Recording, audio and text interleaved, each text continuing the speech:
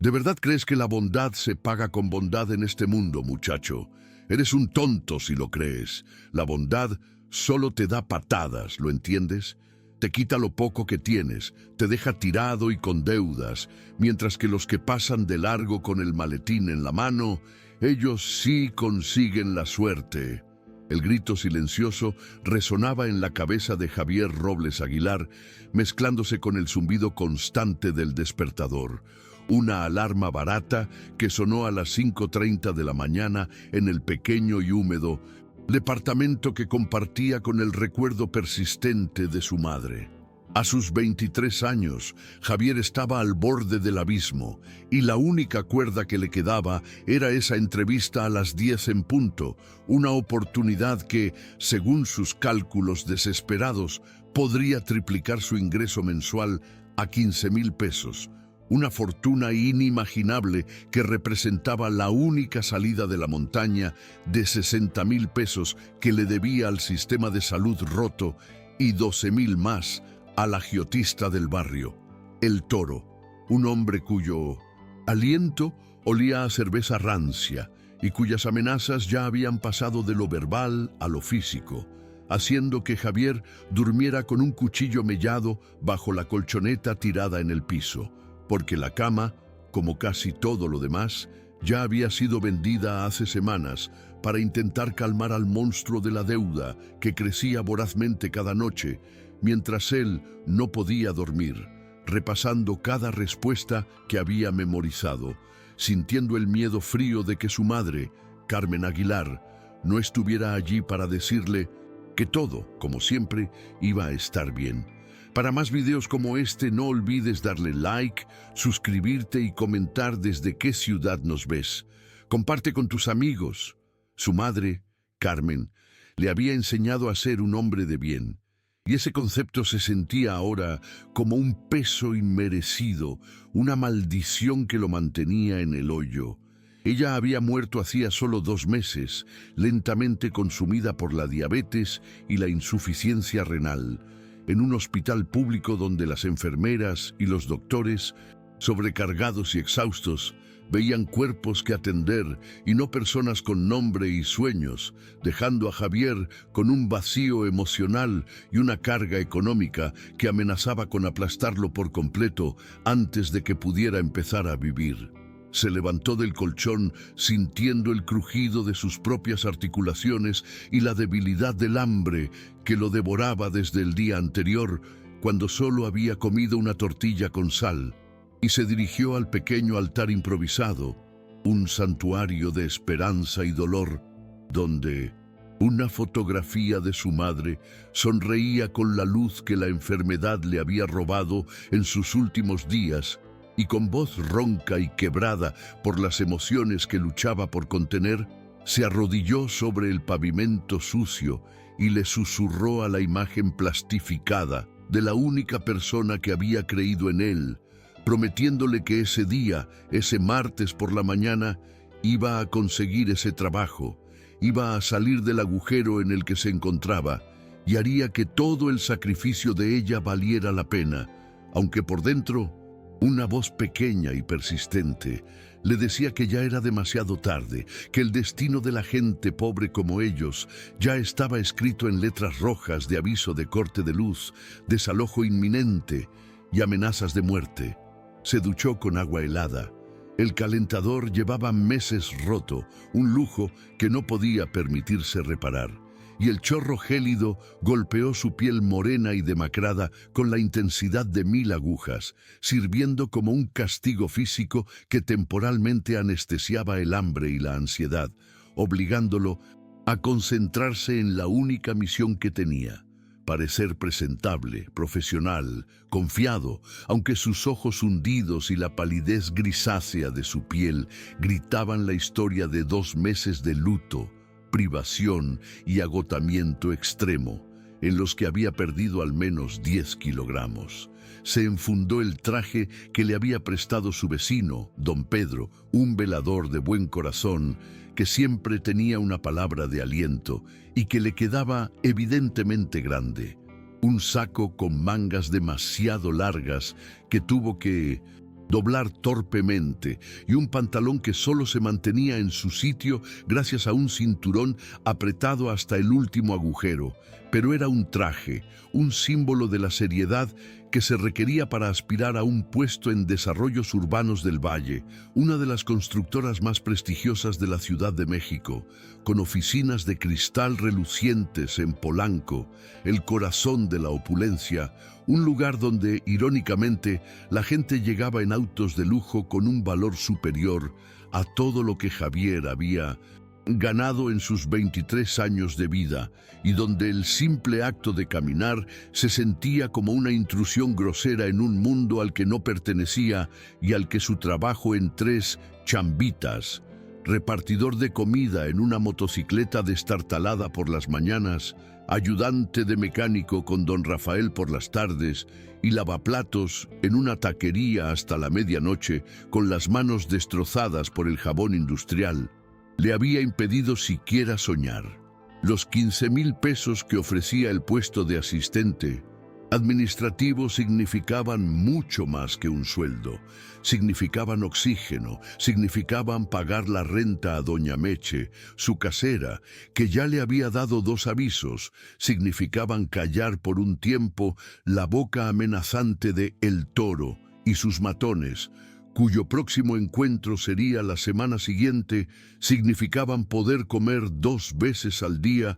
sin sentir la culpa de cada peso gastado. Significaban poder dejar de ver la vida como una máquina de generar ingresos para saldar deudas, y por primera vez significaban poder respirar. A las 7:00 de la mañana, Javier salió de su casa con 3 horas de antelación para el viaje de Neza a Polanco, una ruta que con el transporte público impredecible de la Ciudad de México siempre estaba plagada de retrasos y desgracias, sintiendo la presión adicional de las miradas de su barrio, que sabían de su entrevista y le habían deseado suerte, un peso colectivo que le recordaba que no solo iba a luchar por su propio futuro, sino por el orgullo de toda la gente que creía en su capacidad para escapar del destino de la pobreza, una comunidad que con sus limitaciones siempre le había demostrado una solidaridad que no se encontraba en las brillantes torres de cristal a las que se dirigía con un nudo de ansiedad en la garganta y una corbata prestada que le apretaba el cuello. La línea B del metro estaba detenida al llegar a la estación, con un anuncio monótono y metálico que culpaba a las fallas técnicas en la señalización por el caos que se desataba en 1900. El andén, donde cientos de personas se empujaban, maldecían y sudaban en una desesperación colectiva por llegar a tiempo a sus propios trabajos, a sus propias luchas diarias, mientras el pánico comenzaba a estrangular el pecho de Javier con la fuerza de una mano invisible. A las 9:15, después de 45 minutos de espera inútil, un convoy llegó tan abarrotado que la gente colgaba de las puertas como racimos humanos, y Javier, sintiéndose horrible por empujar a una anciana en su camino, se abrió paso a codazos, logrando meterse en un espacio donde el aire era escaso y el olor a frustración era tangible, sintiendo que sus costillas eran aplastadas por la marea humana mientras rezaba en un mantra desesperado por llegar a tiempo, su reloj Casio viejo, herencia de un padre ausente que solo conocía por fotografías borrosas y las pocas historias que su madre le contaba, marcaba las 9:50 al llegar a la estación Polanco, dándole solo 10 minutos para recorrer las 12 cuadras que lo separaban de la Torre de Desarrollos Urbanos del Valle, un edificio de vidrio y acero que brillaba bajo el sol como la promesa dorada de una vida mejor, obligándolo a correr como si su vida dependiera de ello, porque en efecto lo hacía. Corría con el traje prestado, ahora empapado en sudor, sintiendo el golpe sordo de sus zapatos viejos y con la suela despegada contra el pavimento, el corazón latiéndole tan fuerte que sentía que explotaría en medio de la calle, ignorando las miradas extrañas de la gente de Polanco, que veían a ese muchacho flaco con el rostro rojo y los ojos desorbitados correr en un traje mal ajustado, concentrado únicamente en el objetivo de no decepcionar a su madre, a don Pedro, a don Rafael, a la gente que creía en él, a él mismo, cuando al llegar a la 7ª cuadra, su carrera se detuvo abruptamente. La imagen que lo detuvo fue la de una mujer mayor, completamente desplomada en la banqueta, con el cuerpo en una posición antinatural y la cabeza golpeada contra el concreto sucio. Un hilo de sangre carmesí bajándole por la frente arrugada, sus manos temblaban visiblemente y sus ojos, nublados por el miedo y el dolor, buscaban desesperadamente a alguien que la viera, a alguien que reconociera su existencia, mientras la gente con maletines de piel y ropa de marca la rodeaba como un río rodea una piedra, pasando de largo, absortos en sus llamadas telefónicas y sus rutinas matutinas, demostrando una indiferencia tan absoluta que dolía. Javier miró su reloj y vio las 9:57, solo 3 minutos antes de la hora de su entrevista, 3 minutos que lo separaban de la salvación financiera, y por un instante el recuerdo de la torre de cristal a 5 cuadras de distancia lo tentó con una fuerza casi irresistible. Una oportunidad que, de fallar, probablemente no volvería a presentarse jamás. Pero en ese segundo fugaz e infinito, cuando la anciana gimió un sonido roto y débil, como un animal herido esperando el final, la imagen de su propia madre, Carmen Aguilar, tirada en un pasillo de hospital público esperando atención, esperando horas mientras el dolor le carcomía los riñones, y nadie hacía nada porque el sistema estaba colapsado y a nadie le importaba, se superpuso a la imagen de la desconocida. Era el mismo terror, la misma vulnerabilidad, la misma desesperación silenciosa que él había presenciado y sufrido con su madre. Y ese recuerdo, esa cicatriz emocional, fue más fuerte que la promesa de un futuro mejor, más fuerte que el miedo al desalojo y a la violencia de El Toro, más fuerte que su propia desesperación por sobrevivir. Susurró un juramento en voz baja, una mezcla de rabia y resignación, y se arrodilló junto a la anciana en el pavimento sucio de Polanco, el traje prestado ensuciándose, el futuro resbalándosele de las manos, el sacrificio de 8 meses de búsqueda de empleo cayendo por la ventana, y sin pensarlo 2 veces, tocó el hombro frágil de la mujer, asegurándole con voz temblorosa que no estaba sola, que él iba a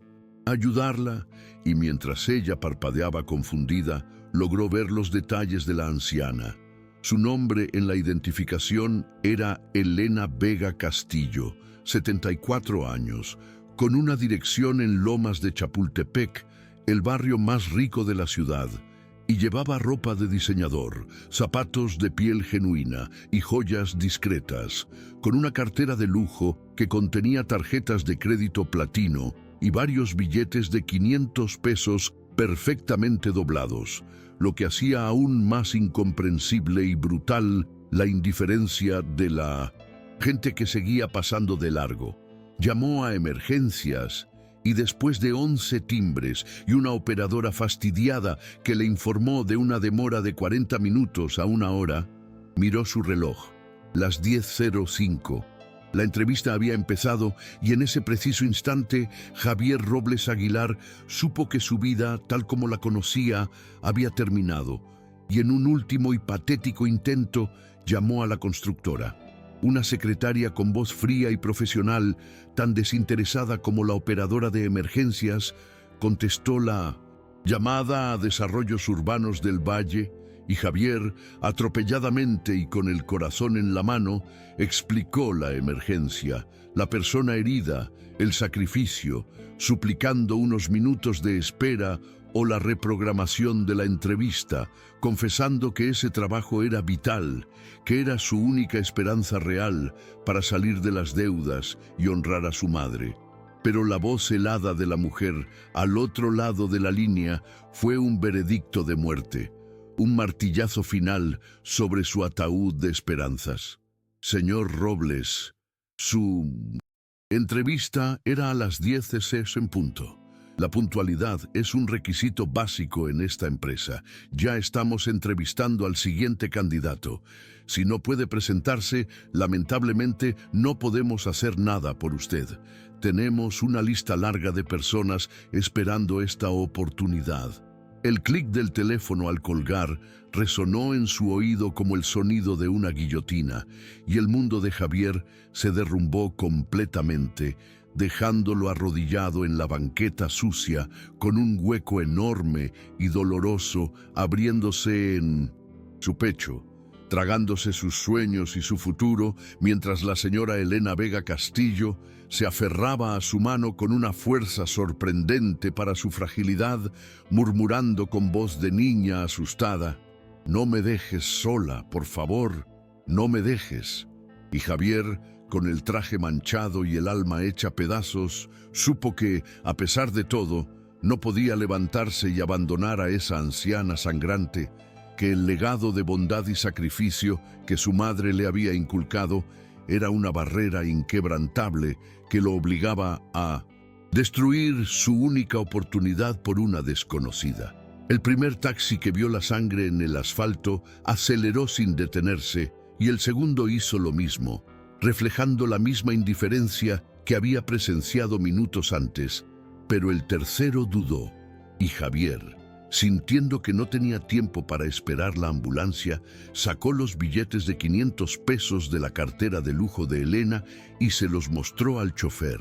suplicándole con una desesperación que no permitía discusión que llevara a la anciana al Hospital Público San Jerónimo, ofreciendo una cantidad de dinero que excedía por mucho el costo de la carrera, forzando la mano del conductor que, después de un momento de duda entre el asco a la sangre y la tentación del dinero, aceptó, iniciando un viaje de 10 minutos que fue una eternidad de entradas y salidas de conciencia de la señora Elena, quien lloraba en silencio y murmuraba nombres desconocidos, pidiendo no morir sola, mientras Javier la sostenía, sintiéndose completamente inútil, pero prometiéndole que todo iba a estar bien, una mentira piadosa que esperaba se hiciera realidad,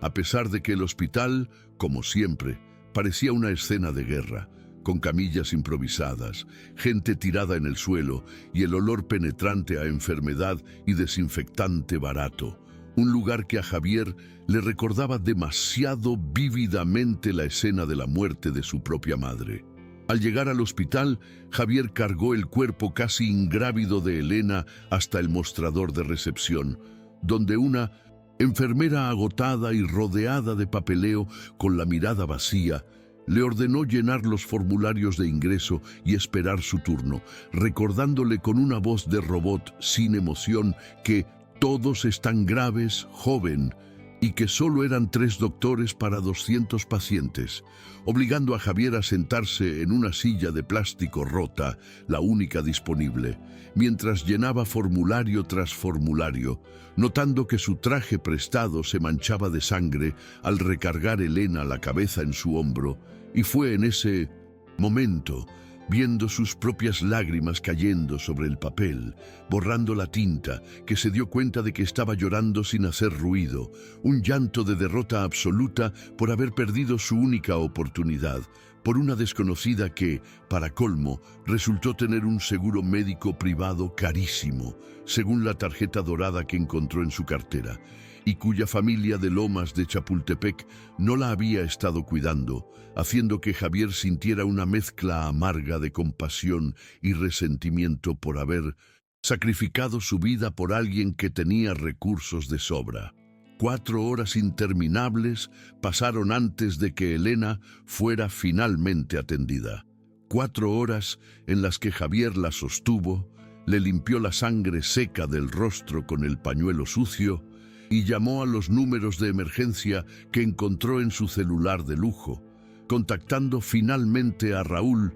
el sobrino de Elena, un hombre que se identificó con un tono de voz que denotaba más molestia que preocupación, preguntando qué tan grave era, porque tenía reuniones importantes, lo que hizo hervir la rabia en el pecho de Javier, quien con una dureza que no se sabía, le ordenó venir por ella de inmediato, y cuando Raúl finalmente apareció a las 5 de la tarde, un hombre de traje caro, oliendo a perfume de diseñador y con un reloj de lujo que valía 10 años de sueldo de Javier, apenas dirigió una mirada a su tía en la camilla antes de dirigirse a Javier con un tono de gerente en una junta aburrida, preguntando por los detalles del accidente, sin mostrar un ápice de emoción o preocupación genuina, lo que confirmó a Javier que su sacrificio había sido, al menos en la esfera de esa familia adinerada, totalmente inútil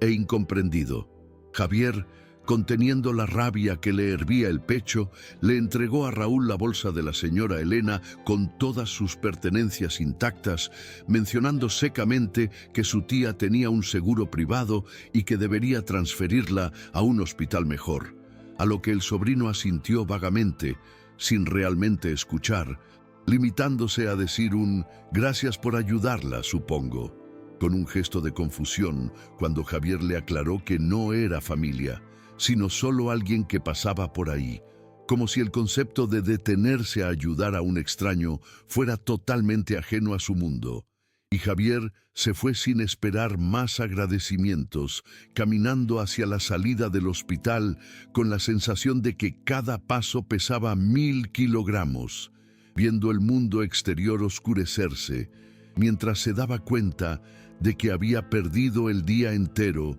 sus 3 trabajos y su futuro en un solo y estúpido acto de bondad.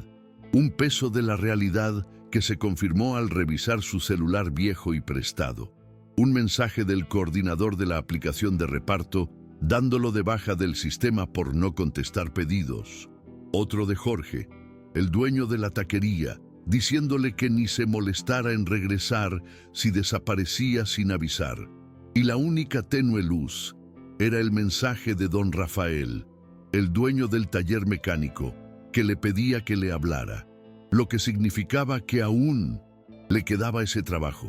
el peor pagado y el más pesado, pero el único que lo mantenía a flote. El camino de regreso a Neza se convirtió en una caminata de 3 horas, ya que había gastado sus últimos pesos para llegar a Polanco esa mañana, cuando aún tenía esperanza, y sus pies, destrozados dentro de los zapatos viejos, se llenaban de ampollas, mientras el traje prestado, ahora arruinado con manchas de sangre seca y sudor, era un símbolo palpable de la derrota que sentía, una cáscara vacía de lo que había sido un intento desesperado por ascender, y cuando finalmente llegó a su edificio a las 9 de la noche, don Pedro, el velador, lo esperaba con la cara iluminada por una esperanza anticipada, preguntándole si había conseguido el trabajo. Y Javier solo pudo negar con la cabeza, sin poder hablar por el nudo en la garganta,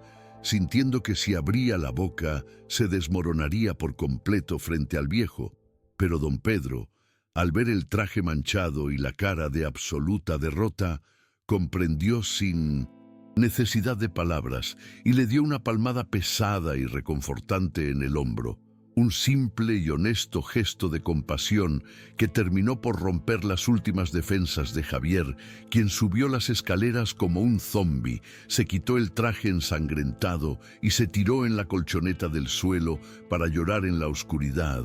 un llanto total por todo lo perdido, por su madre que merecía un hijo exitoso, por el futuro que nunca tendría y por la dolorosa certeza de que, en ese mundo, la bondad era castigada con el fracaso. Los siguientes 30 días fueron la encarnación de la oscuridad,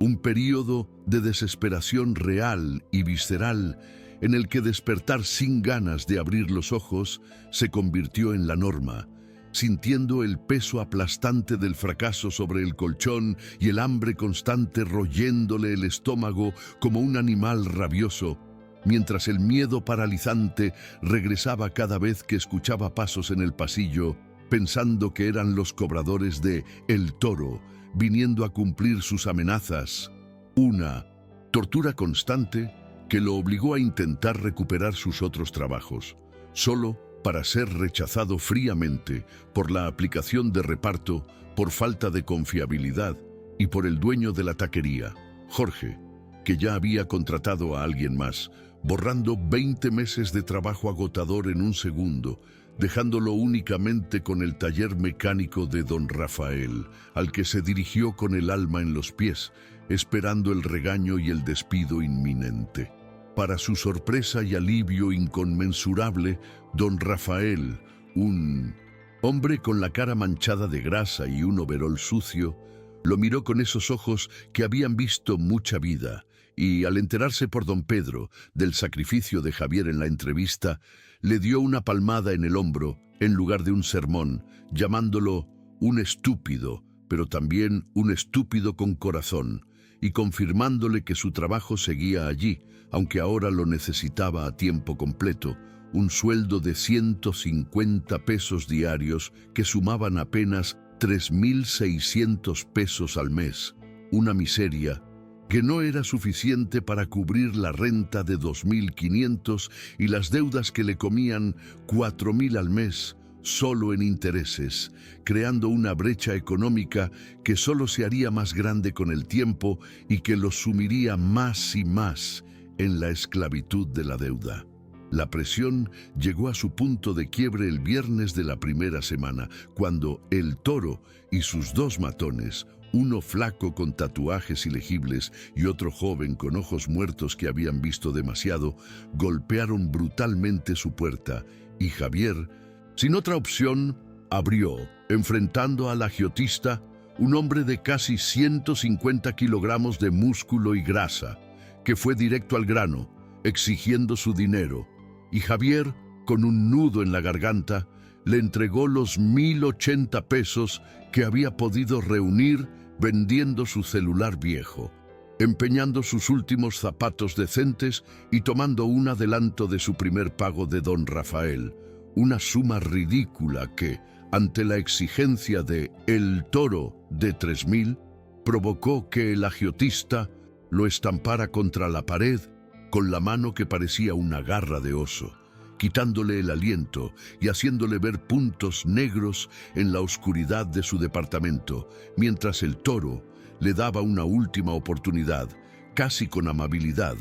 para que le trajera 4.000 pesos al próximo viernes, 3.000 de la deuda más 1.000 de intereses por la tardanza, y le advertía con un gesto hacia el chueco, el matón de los tatuajes, que si no cumplía, se divertiría con él de maneras dolorosas pero no mortales. Una amenaza que dejó a Javier temblando en el suelo, vomitando bilis amarilla en el baño por no haber comido en todo el día, sintiendo el peso de la muerte inminente sobre él. La segunda semana se convirtió en una espiral descendente de inanición y trabajo extenuante, de 6 de la mañana a 6 de la tarde en el taller, con don Rafael pagándole día a día para que pudiera comprar tortillas y frijoles, mientras su cuerpo seguía consumiéndose. Sus costillas se marcaban bajo la piel grisácea y su pantalón le quedaba tan flojo que tuvo que hacerle otro agujero al cinturón.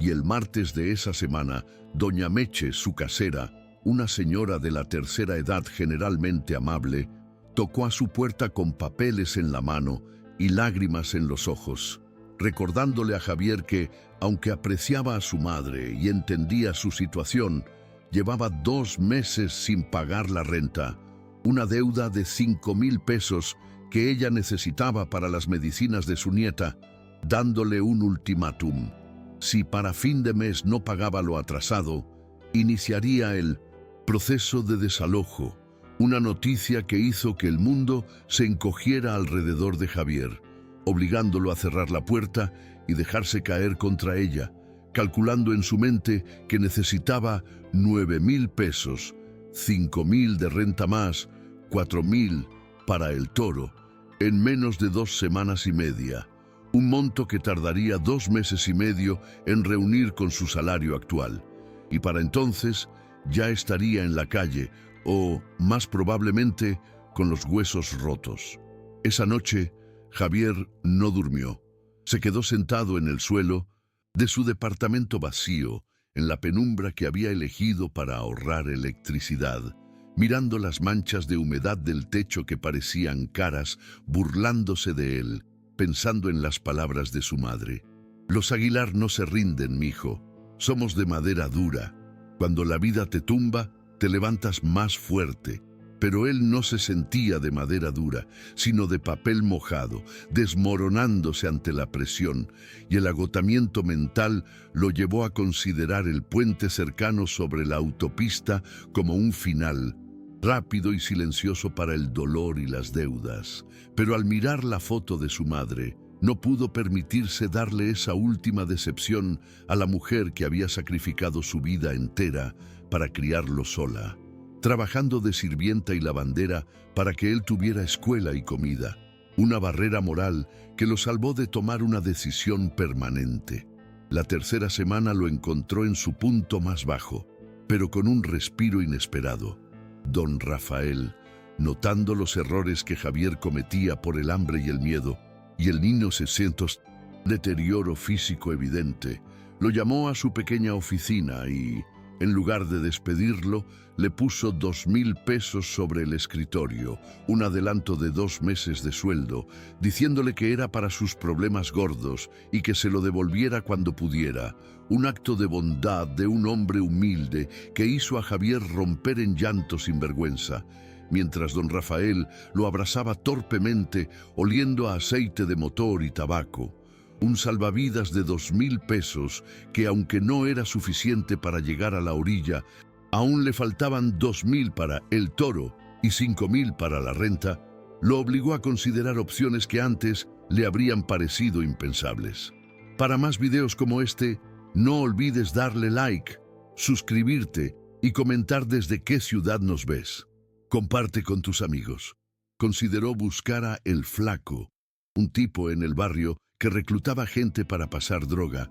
pagando 1,000 pesos por viaje, una opción arriesgada pero rápida, que con solo 3 o 4 viajes le daría lo que necesitaba. Y una tarde, después del trabajo, fue a buscarlo, encontrándolo rodeado de jóvenes que lo veían como una estrella de rock. Y cuando el Flaco, un hombre flaco y nervioso con dientes amarillos, se burló de él, refiriéndose a él como Lucio, el niño bueno de doña Guadalupe, y le preguntó si estaba dispuesto a hacer ese tipo de trabajo, Javier dudó, pensando en su madre, en cómo ella había rechazado la ayuda de ese tipo de gente toda su vida, prefiriendo morirse de hambre antes que ensuciarse las manos, y en cómo ella siempre le había dicho que él era diferente, que él iba a ser alguien, y en ese momento una oleada de vergüenza y alivio lo invadió, obligándolo a darse la vuelta y decirle a El Flaco que se había equivocado de lugar, aceptando el insulto de que no tenía los huevos para ese negocio, pero sabiendo que había honrado el legado de su madre, aunque ese acto moral lo dejara sin opciones. El jueves de la tercera semana, la desesperación lo obligó a vender absolutamente todo lo que le quedaba: la pequeña televisión de su madre, el horno de microondas, los últimos platos, ollas, cubiertos, la silla rota, el abanico que no servía, sumando un total de 1,080 pesos, que sumados al adelanto de don Rafael, le daban 3,080 pesos. Todavía 620 pesos cortos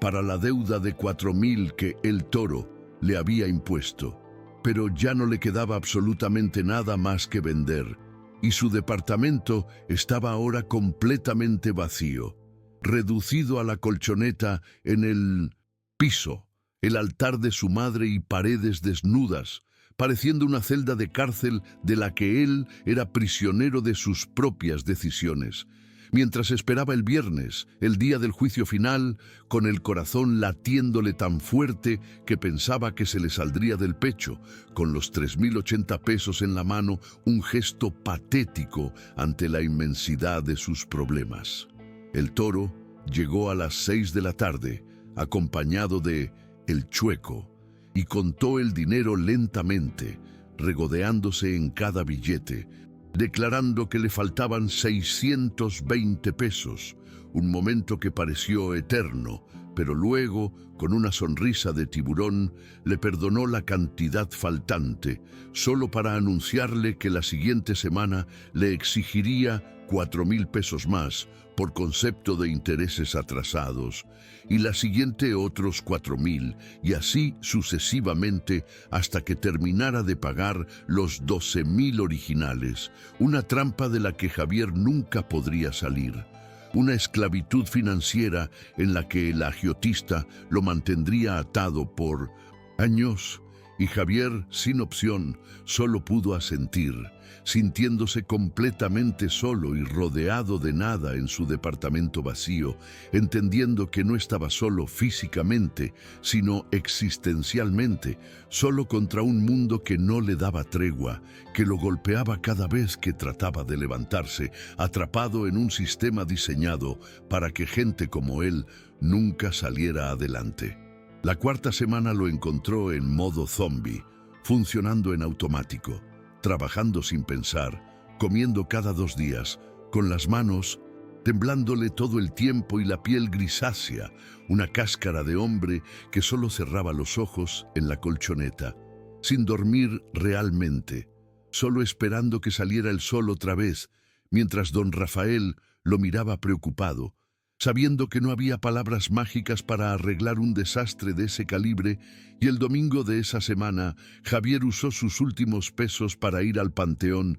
sintiendo la necesidad desesperada de estar con su madre, de pedirle consejo que ya no podía darle, sentándose frente a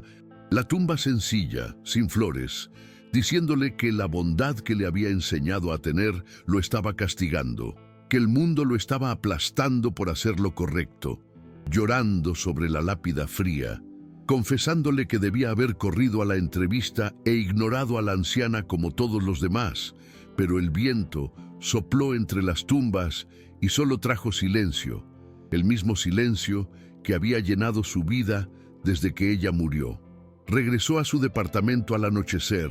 pasando por la tiendita de doña Rosa, la señora del barrio, quien lo llamó con ese tono maternal que usaban las mujeres que lo habían visto crecer,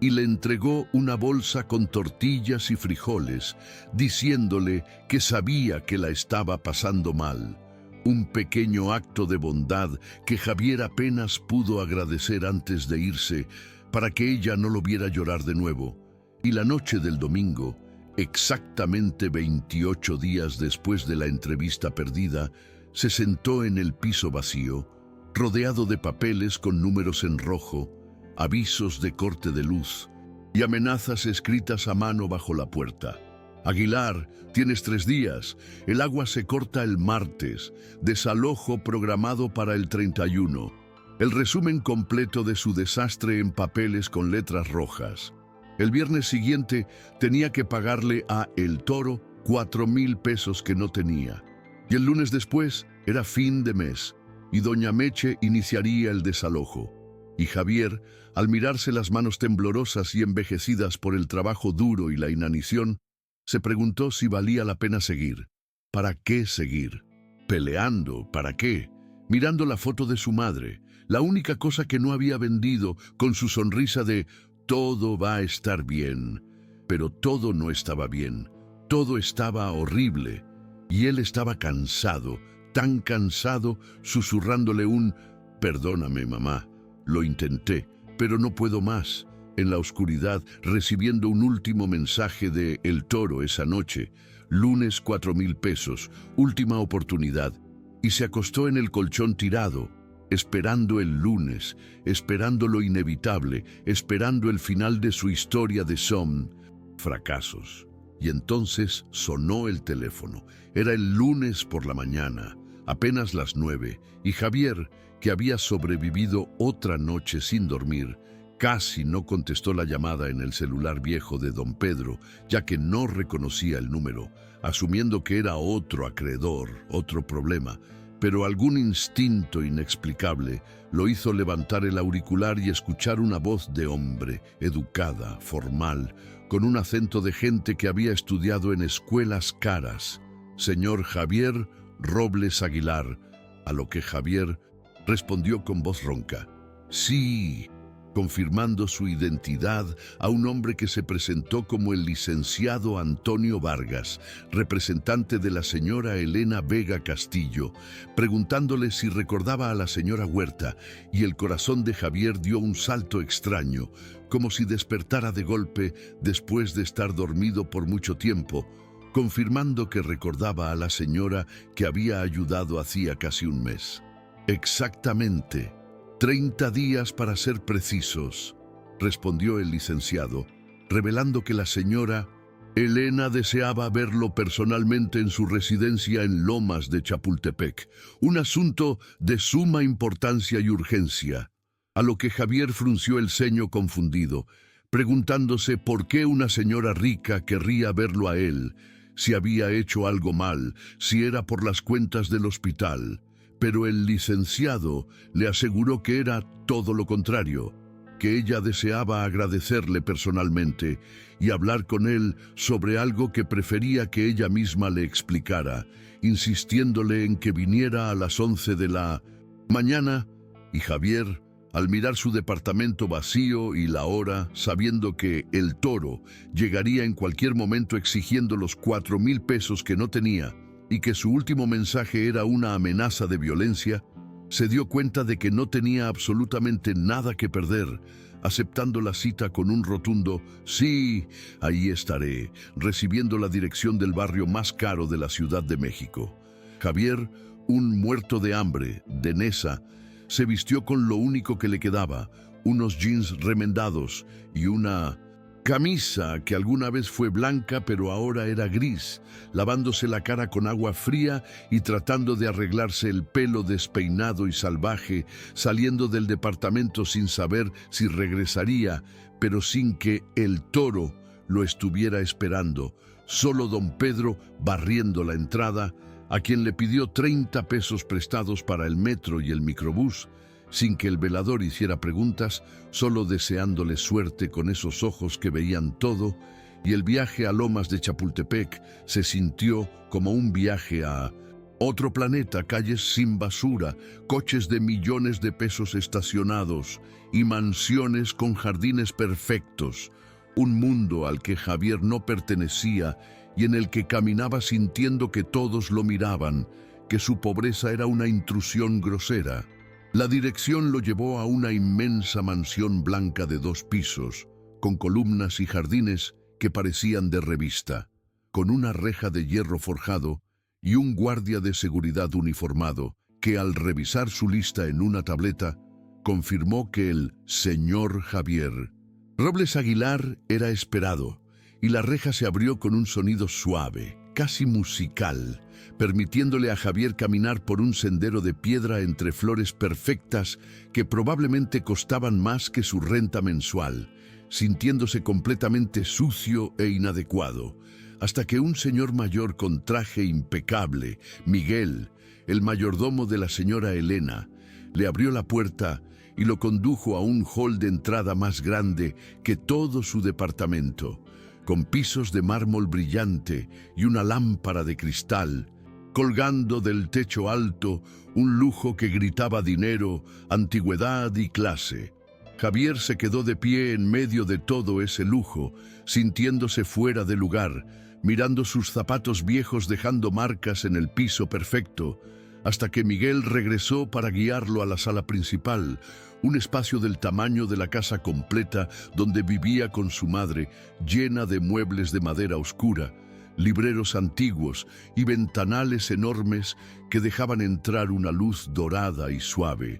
Y allí, sentada en un sillón de terciopelo, azul junto a la ventana, estaba la señora Elena Vega Castillo, con un vestido elegante color perla, el cabello blanco peinado en un moño sofisticado y un pequeño vendaje color piel en la sien, luciendo completamente diferente de la mujer sangrante y confundida que había encontrado en la banqueta hace 30 días. Sus ojos, al verlo entrar, se llenaron de lágrimas inmediatamente, y con una voz firme pero cargada de emoción profunda, lo llamó por su nombre, levantándose con movimientos lentos. pero seguros, y le ofreció asiento mientras Javier se sentaba en la orilla del sillón, que probablemente costaba más que todo lo que había vendido en su vida, sintiéndose ridículo con su ropa desgastada en medio de tanto lujo, y comenzó a hablar, intentando disculparse por cualquier gasto hospitalario,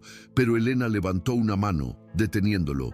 No es nada de eso, dijo Elena, mirándolo con una intensidad que hacía sentir a Javier completamente desnudo y expuesto, y le explicó que, cuando despertó en el hospital y su sobrino, Raúl, un inútil, le contó vagamente lo sucedido, ella insistió en saber quién era el joven que la había ayudado, qué le había costado, obligándola a contratar investigadores, no para ofenderlo, sino porque necesitaba entender qué clase de persona sacrificaría su futuro por una desconocida, mientras Javier sentía la vergüenza quemándole las mejillas, confesando que no tenía nada que esconder, que solo era nadie, solo un tipo de Nesa con un montón de deudas que nunca va a poder pagar. Las lágrimas corrieron libremente por el rostro de Elena al escuchar la confesión, y ella le reveló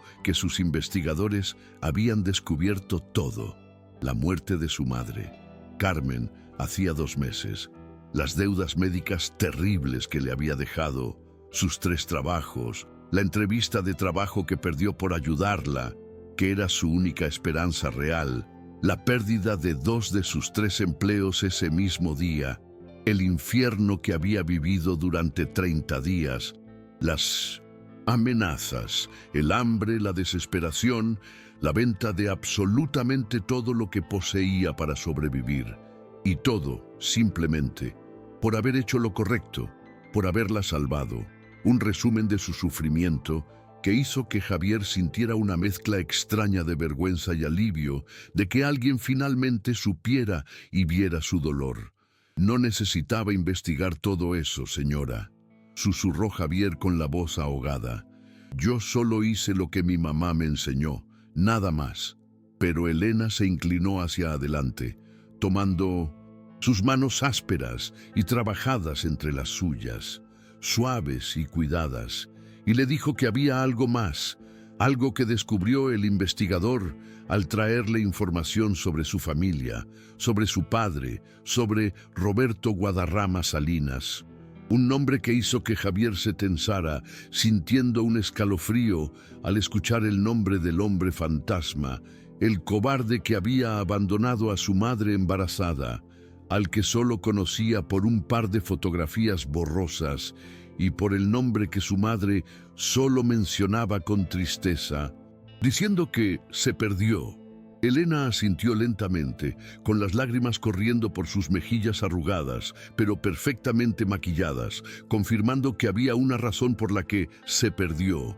una razón que Javier nunca había sabido, y luego se levantó y caminó hasta una repisa con fotografías en marcos de plata antigua, tomando una y regresando para extenderla a Javier con manos temblorosas, pidiéndole que reconociera a alguien en esa fotografía vieja y amarillenta. Y Javier tomó el marco, viendo a 2 hombres jóvenes, con cascos amarillos de construcción y ropa de trabajo polvorienta, sonriendo bajo un sol brillante, con los brazos sobre los hombros del otro, e inmediatamente reconoció uno de los rostros, los mismos ojos oscuros que veía en el espejo, la misma mandíbula cuadrada, la misma sonrisa torcida, y balbuceó: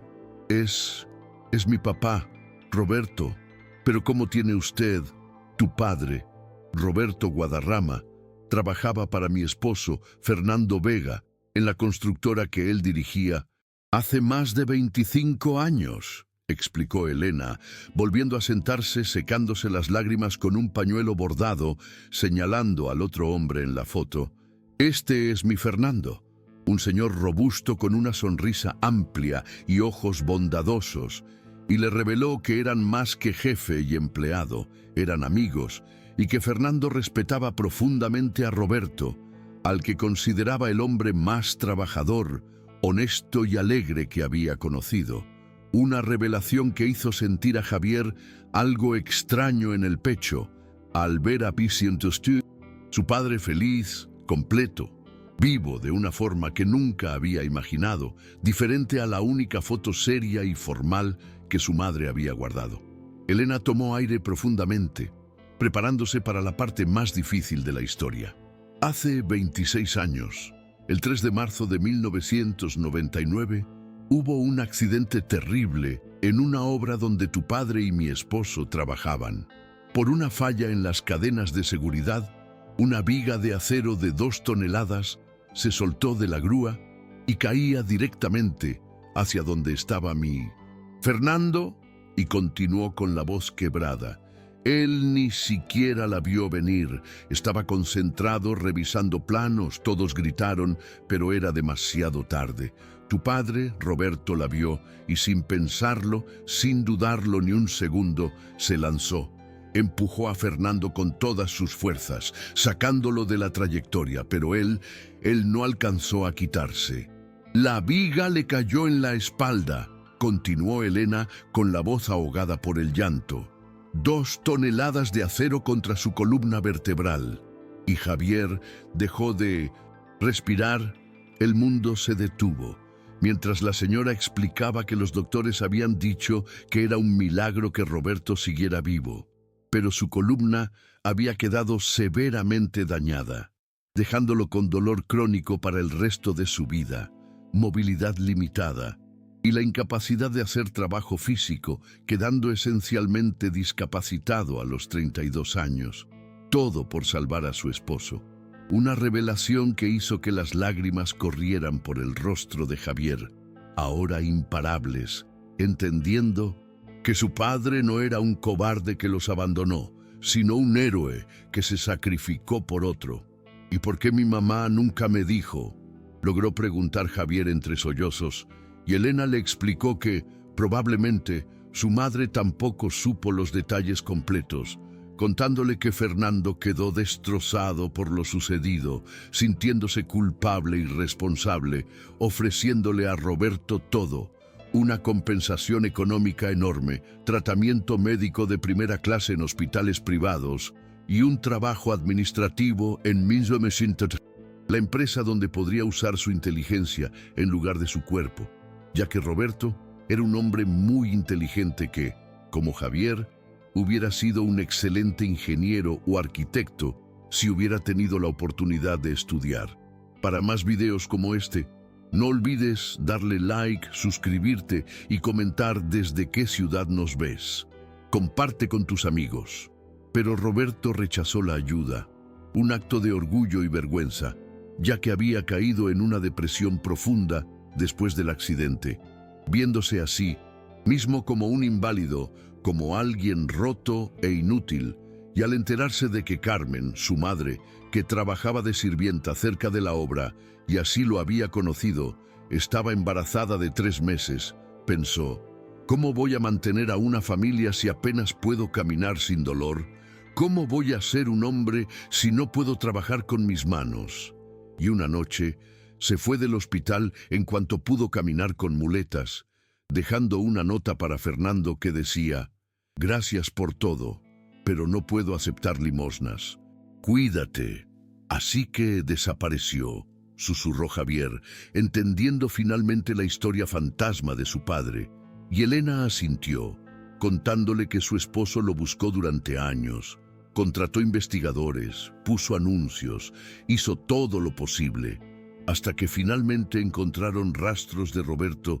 trabajando en chambitas, trabajos pesados que destrozaban aún más su espalda, porque no sabía hacer otra cosa, y que nunca volvió con su madre porque pensaba que ella merecía algo mejor que un hombre roto. Una historia que hizo llorar a Javier abiertamente, recordando que su madre lo había amado hasta su último día, diciendo que él no era malo, solo estaba perdido. Murió cuando tú tenías 5 años, Javier, reveló Elena, apretando sus manos. Una infección en la columna vertebral. Para entonces vivía en Nezahualcóyotl, no muy lejos de donde tú creciste. Probablemente estuviste a kilómetros de tu padre durante años sin saberlo. Y añadió que Roberto murió en un hospital público, solo, con el nombre de Javier en sus labios, según la enfermera que estuvo ahí, y los investigadores de Fernando encontraron su tumba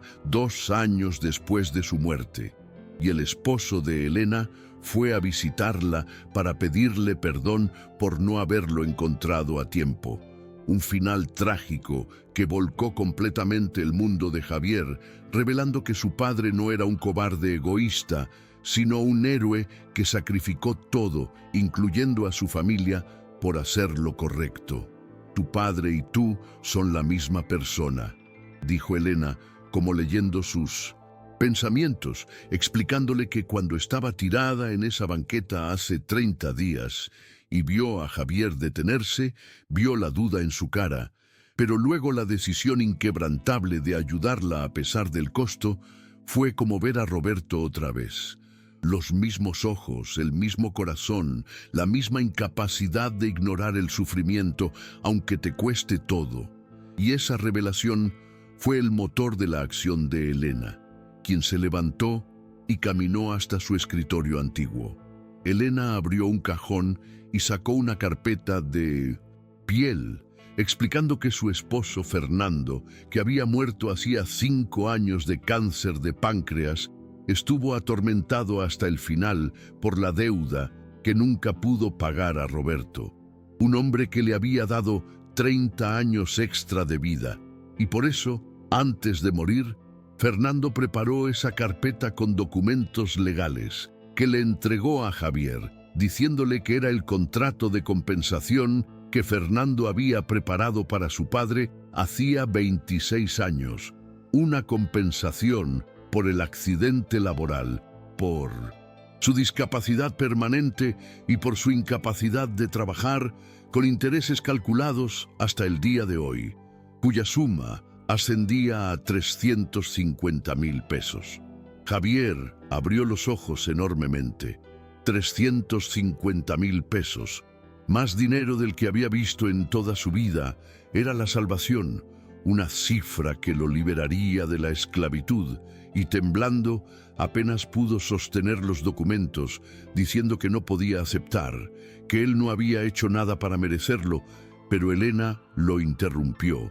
diciéndole que su padre lo había hecho, y que él la había salvado a ella, igual que Roberto salvó a su esposo, y que no era caridad, sino justicia, una deuda de 26 años, finalmente saldada. Elena se sentó junto a él, rodeándolo con su brazo frágil, pero firme, y le dijo que había algo más. El puesto permanente que Fernando le había ofrecido a Roberto, un puesto administrativo en la empresa donde podría usar su inteligencia, nunca se había ocupado, y ahora quería ofrecérselo a Javier, ya que Desarrollos Huertas, la constructora de su hijo, Fernando Jr., seguía operando como una de las más importantes del país, y necesitaban un asistente de gerencia en el Departamento de Desarrollo de Proyectos. Alguien honesto, trabajador, con principios inquebrantables, alguien exactamente como tú.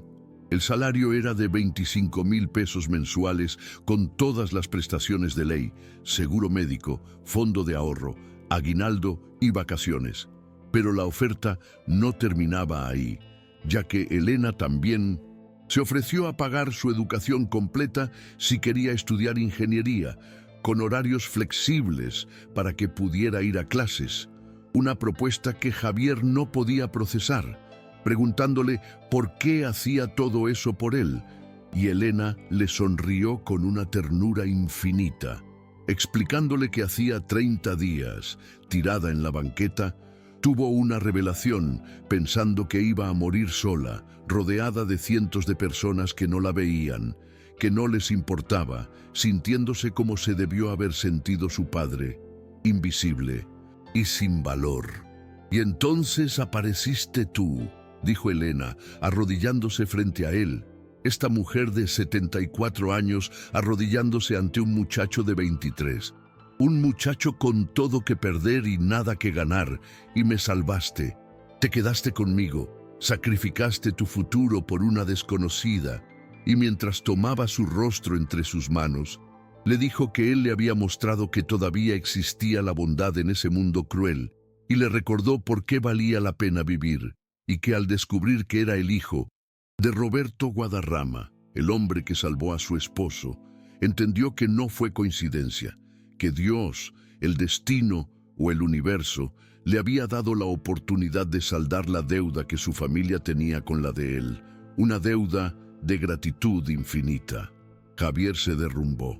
Lloró como no había llorado en toda su vida, ni siquiera en el funeral de su madre. Lloró por el dolor de los últimos 30 días, por el hambre, el miedo y la desesperación. Lloró por su padre, el héroe que nunca conoció, pero que ahora entendía completamente. Lloró por su madre, que amó a un héroe sin saber toda su historia. Lloró de alivio, gratitud e incredulidad, y Elena lo abrazó como si fuera su propio hijo, dejándolo sacar todo lo que había guardado durante un mes de infierno. «No lo entiendo», sollozó Javier entre sus brazos. «No merezco esto, solo hice lo correcto. Cualquiera hubiera...» Pero Elena lo interrumpió con firmeza, separándolo para mirarlo a los ojos rojos e hinchados. «No, no cualquiera. Viste a docenas de personas pasar sin detenerse ese día, gente con mucho más dinero que tú, con mucho menos que perder, y ninguno se detuvo, solo tú, porque tienes algo especial dentro, algo que tu padre te heredó, aunque nunca lo conociste, la incapacidad de ver sufrimiento sin actuar. Eso no es solo hacer lo correcto, eso es ser excepcional». El licenciado Antonio Vargas entró entonces a la sala con más documentos y un maletín de piel, saludando a Javier con una sonrisa amable y profesional, y explicándole que necesitaba firmar algunos papeles para formalizar todo, empezando por el acuerdo de compensación, cuyo dinero sería transferido a una cuenta bancaria a su nombre ese mismo día, y estaría disponible a la mañana siguiente. Pero Javier, mirando los papeles con incredulidad, le dijo que tenía deudas, gente peligrosa buscándolo ese mismo día, que lo lastimarían si no les pagaba. «Dame los nombres y cantidades», dijo Elena inmediatamente, con su voz tomando un tono de acero. «Todas tus deudas, cada una, las vamos a liquidar hoy mismo en las próximas horas. Nadie va a volver a amenazarte, Javier. Eso se acabó para siempre». Y ante la duda de Javier sobre la peligrosidad de los agiotistas, Elena miró al licenciado y le ordenó: «Antonio, trae efectivo, lo que sea necesario, y si alguien se pone difícil, recuérdales que tenemos muy buenos abogados y contactos en la policía». Javier sacó de su bolsillo arrugado el papel donde había anotado todas sus deudas con mano temblorosa semanas atrás. El toro, 12,000 pesos, Doña Meche, la casera, 5,000, el Hospital San Jerónimo, 4,000, Farmacia Guadalupe, 3,000, Empeño El Rápido, 2,500, sumando un total de 63,500 pesos, una montaña de dinero que lo había estado aplastando. Y Elena apenas parpadeó al ver el número, ordenándole a Antonio: 65,000 en efectivo ahora, y prepara cartas legales para cada acreedor, indicando que la deuda está saldada en su totalidad y que cualquier intento de cobro adicional o acoso resultará en acciones legales. Las siguientes horas fueron un torbellino completamente surreal para Javier, firmando documentos que Antonio le explicaba pacientemente: el contrato de compensación, su contrato laboral con Desarrollos Huertas, con inicio el próximo lunes, y el convenio de pago de colegiatura para la universidad que eligiera, mientras Elena le preparaba comida de verdad, que Miguel sirvió en el comedor elegante: sopa de verduras caliente, pollo en mole con arroz, tortillas recién hechas, agua de Jamaica y flan de postre. Y Javier comió lentamente al principio, su estómago encogido por tantos días de hambre protestando, pero luego más rápido, saboreando cada bocado como el mejor alimento que había probado en su vida, mientras Elena lo miraba con ternura maternal, asegurándose de que comiera todo lo que quisiera y ordenando a Miguel que preparara comida para que Javier se llevara a su casa, suficiente para varios días. A las 2 de la tarde, el licenciado Antonio Vargas regresó con una maleta pequeña que abrió, revelando fajos de billetes perfectamente organizados, 65,000 pesos en efectivo, y le preguntó a Javier si quería que lo acompañara a saldar sus deudas, ofreciendo seguridad si era necesario. Una pregunta a la que Javier respondió inmediatamente con un «sí, por favor», mencionando la peligrosidad de El Toro, y así fueron en el Mercedes-Benz negro del licenciado. Javier en la parte de atrás, todavía sin poder creer que esto fuera real, parando primero con doña Meche, quien abrió la puerta con cara de sorpresa al ver el coche de lujo, y Javier le entregó los 5,000 pesos en efectivo, pagando toda la renta atrasada y agradeciéndole por haberle dado tiempo. Doña Meche contó el dinero con manos temblorosas, con lágrimas en los ojos de alivio, abrazando a Javier y diciéndole que su madre estaría muy orgullosa de él. Un sentimiento que se repitió en cada parada. El empeño, la farmacia, el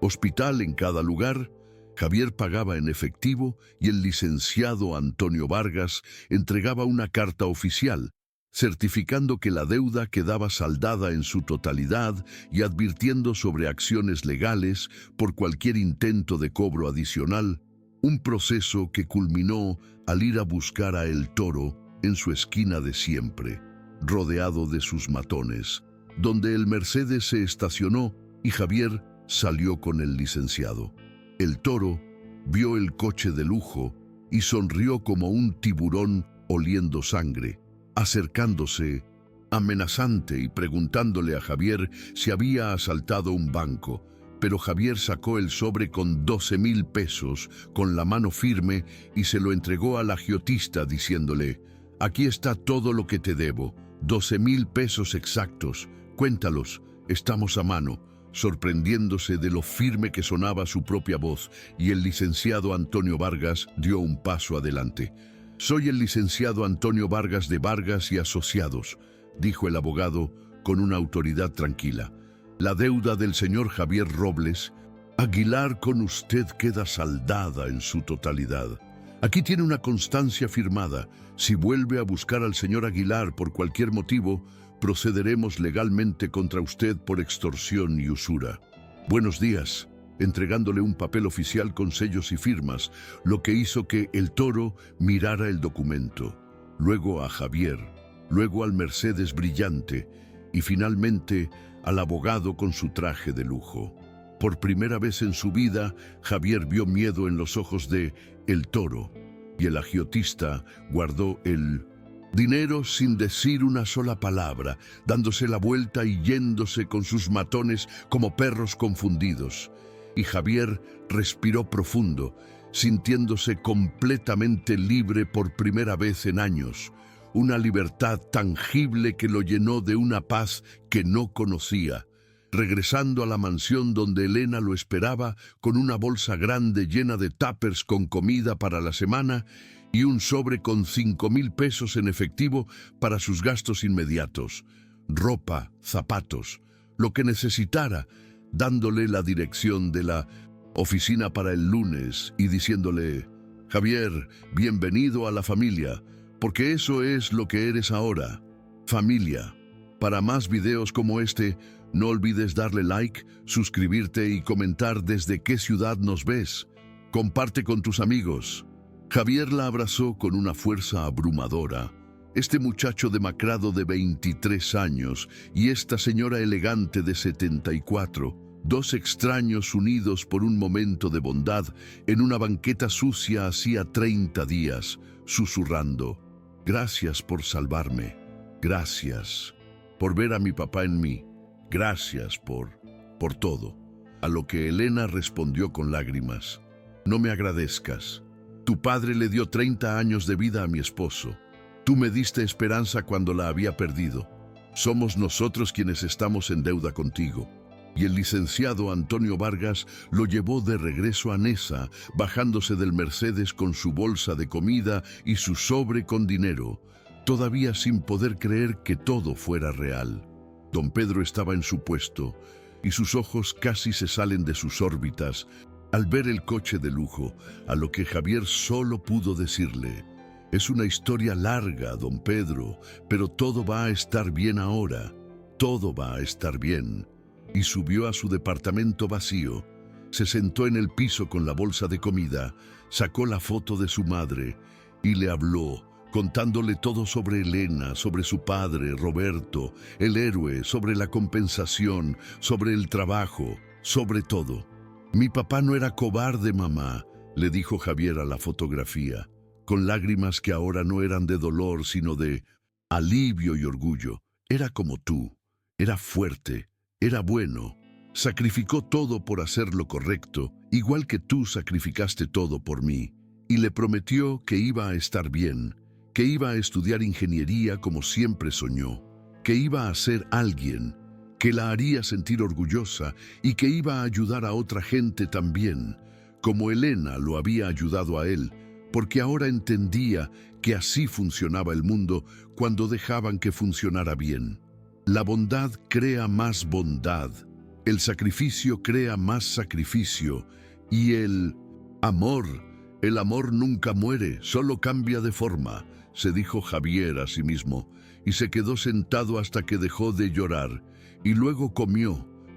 como no había comido en semanas, saboreando cada bocado, dándole gracias a su madre, a su padre que nunca conoció, a Elena, al universo, que finalmente había decidido darle un respiro. Y esa noche, Javier durmió profundo por primera vez en 30 días. Durmió sin pesadillas, sin miedo, sin hambre, porque sabía que cuando despertara comenzaría una vida completamente nueva, una vida que su padre había pagado con su cuerpo, una vida que su madre había ganado con su amor incondicional y su sacrificio silencioso, una vida que él casi pierde, pero que recuperó haciendo exactamente lo mismo que ellos hubieran hecho: sacrificarse por un extraño, demostrando que el legado de un héroe no es solo la fama o el reconocimiento, sino la semilla de la bondad que germina en la siguiente generación. Una semilla que había resistido el infierno de 30 días, de inanición y amenazas, solo para florecer en el momento más oscuro. Su corazón, que había latido con furia y desesperación en la banqueta, latía ahora con una calma y una esperanza recién descubiertas, sabiendo que la justicia moral, aunque tardía, había prevalecido sobre el cinismo del mundo, demostrando que las acciones, incluso las más pequeñas y aparentemente insignificantes, tienen un eco que resuena a través del tiempo, un eco que había unido a dos familias separadas por el orgullo, la tragedia y la distancia social, en un lazo de gratitud y destino, probando que el valor real de un hombre no se mide en la riqueza de sus bolsillos, sino en la profundidad de su capacidad para el sacrificio.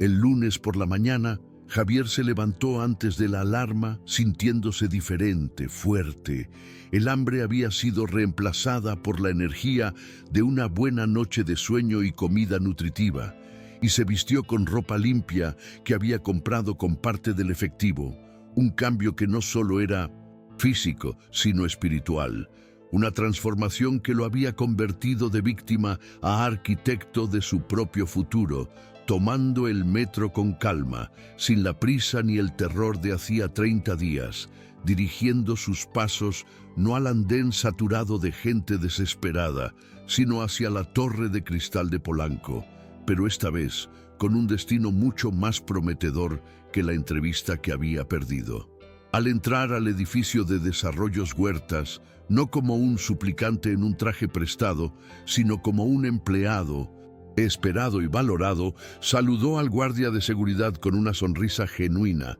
y al llegar a la oficina fue recibido por Fernando Jr., el hijo de Elena, un hombre de negocios amable que le dio la bienvenida con un apretón de manos firme, reconociendo el sacrificio que había hecho por su madre, y lo presentó a su nuevo equipo, un grupo de profesionales que lo miraban con respeto, y Javier se sentó en su escritorio, listo para comenzar su nueva vida. Esa tarde llamó a don Pedro para devolverle los 30 pesos prestados y el traje que ahora estaba limpio y reparado, contándole con detalle, pero sin exageraciones, lo sucedido. Y el viejo velador lo escuchó en silencio, con lágrimas en los ojos de orgullo, diciéndole que su madre siempre tuvo razón al creer en él. Y Javier también llamó a don Rafael, el dueño del taller mecánico, agradeciéndole por la bondad del adelanto y devolviéndole el dinero.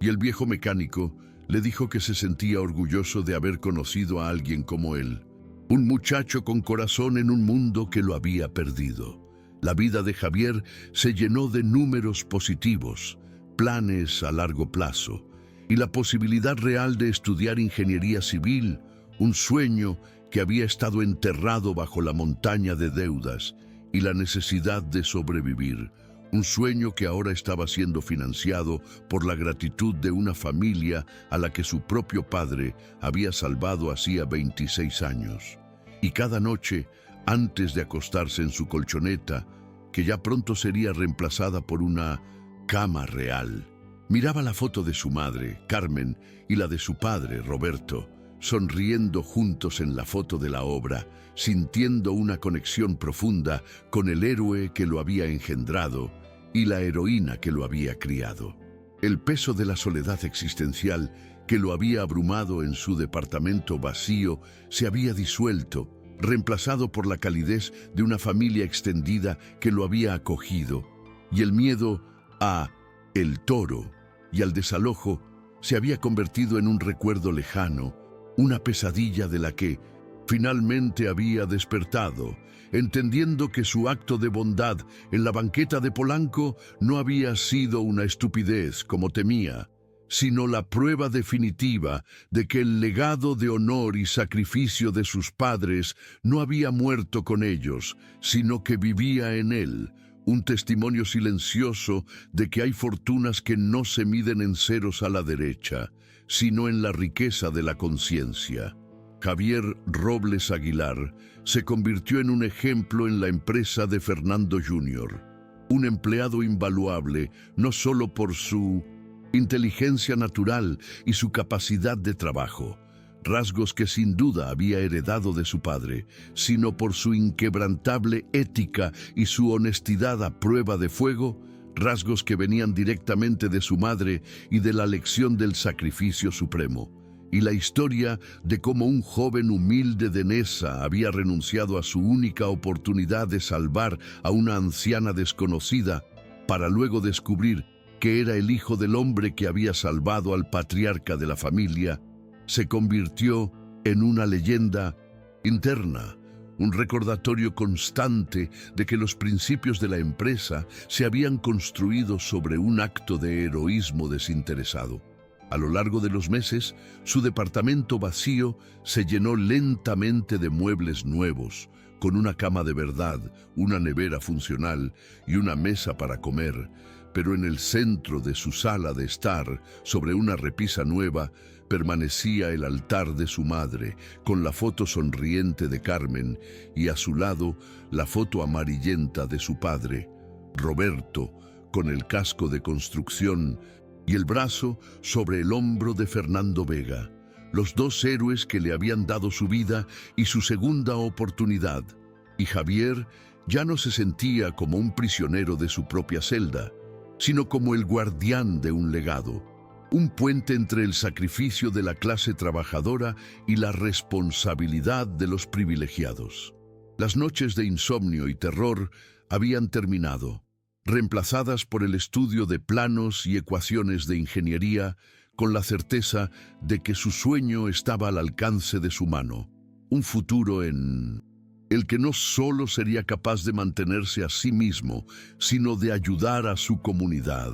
de devolver un poco de la bondad que había recibido de doña Rosa, de don Pedro, de don Rafael y, sobre todo, de Elena Vega Castillo, la mujer que le había dado la oportunidad de reescribir su destino. El destino que el agiotista y la deuda habían escrito en tinta roja, pero que la gracia y el honor habían borrado. La vida le había puesto delante una elección imposible, su futuro o su conciencia, y Javier Robles Aguilar había elegido su conciencia, un acto que lo había llevado a través de un mes de infierno absoluto, de hambre, de terror y de pérdida total, solo para descubrir que, a veces, el sacrificio desinteresado, el mismo que define el alma de un verdadero héroe, es la única llave que abre las puertas de la verdadera salvación,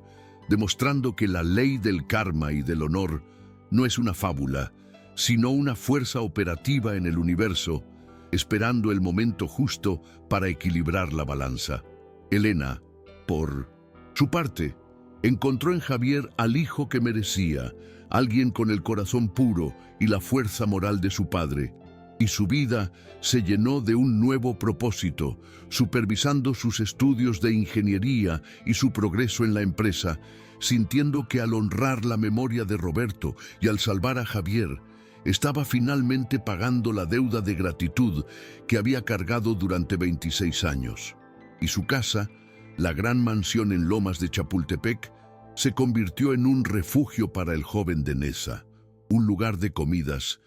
familiares y conversaciones honestas. Y así, la historia de Javier se convirtió en un recordatorio de que incluso en los pasillos helados de la indiferencia de la gran ciudad, la chispa de la humanidad puede encenderse en el corazón de un joven que lo había perdido todo, y que el legado de un hombre bueno que murió solo en un hospital público puede resurgir con una fuerza inquebrantable para salvar a su propio hijo, 30 años después de su propio sacrificio, probando que el valor real de la vida no reside en lo que se acumula, sino en lo que se está dispuesto a perder por el bien del otro. Javier se convirtió en el ingeniero que su madre siempre soñó, un hombre de negocios exitoso con la humildad y la ética de su origen. Y su primer proyecto de impacto social fue la fundación de un programa de becas para jóvenes con talento de Nezahualcóyotl, que como él, solo necesitaban una oportunidad para estudiar y escapar del ciclo de la pobreza. Un acto que cerró el círculo de la bondad, demostrando que su segunda oportunidad no era solo para él, sino para todos aquellos que creían, como su madre le había enseñado, que la madera dura del sacrificio y el amor siempre se levanta más fuerte, sin importar cuántas veces te tumbe la vida. ¿De verdad crees que la bondad se paga con bondad en este mundo, muchacho? Eres un tonto si lo crees. El grito cínico que resonaba en la cabeza de Javier hacía 30 días se había desvanecido, reemplazado por el sonido suave de una pluma, firmando un contrato, el eco de una puerta de nevera llena abriéndose y el susurro amoroso de una madre en una fotografía, y en ese último pensamiento, Javier sonrió, sabiendo que la respuesta a esa pregunta cínica era un rotundo y definitivo sí, porque él era la prueba viviente de que la bondad,